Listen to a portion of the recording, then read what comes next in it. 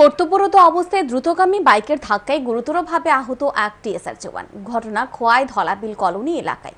ঘটনার বিবরণী জানা যায়, শনিবার সকালে খোয়াই ধলাবিল এলাকার যানবাহন চেকিং এ বসে খোয়াই থানার পুলিশ, সাথে ছিল বেশ কয়েকজন টিএসআর জওয়ান। সেই সময় একটি বাইক দ্রুত গতিতে আসতে দেখে কর্তব্যরত টিএসআর জওয়ানরা বাইকটিকে দাঁড় করানোর জন্য সিগন্যাল দেয়, কিন্তু বাইক চালক সজোরে বাইক চালিয়ে এসে এক টিএসআর জওয়ানকে ধাক্কা মারে। এতে গুরুতরভাবে আহত হয় ওই টিএসআর জওয়ান। সাথে সাথে তাকে নিয়ে যাওয়া হয় খোয়াই জেলা হাসপাতালে। বর্তমানে খোয়াই জেলা হাসপাতালে চিকিৎসাধীন আহত টিএসআর জওয়ান।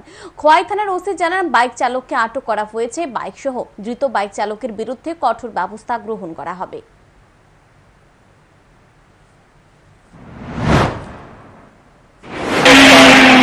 ভেহিকেল চেকিং করতেছিল, তখন হঠাৎ করে একটা বাইক খুব স্পিডে আসে আমাদের টিএসআর কে ধাক্কা মারে। তো টিএসআর এখন সিরিয়াসলি ইনজুরি হয়েছে। ইয়েতে খোয়াই হাসপাতালে আছে। মানে স্যার বাইকের যে বাইক চালক তাকে গ্রেফতার করেছে, ডিটেইন করা হয়েছে। তার এগেইনস্টে কঠোর পদক্ষেপ নেওয়া হবে।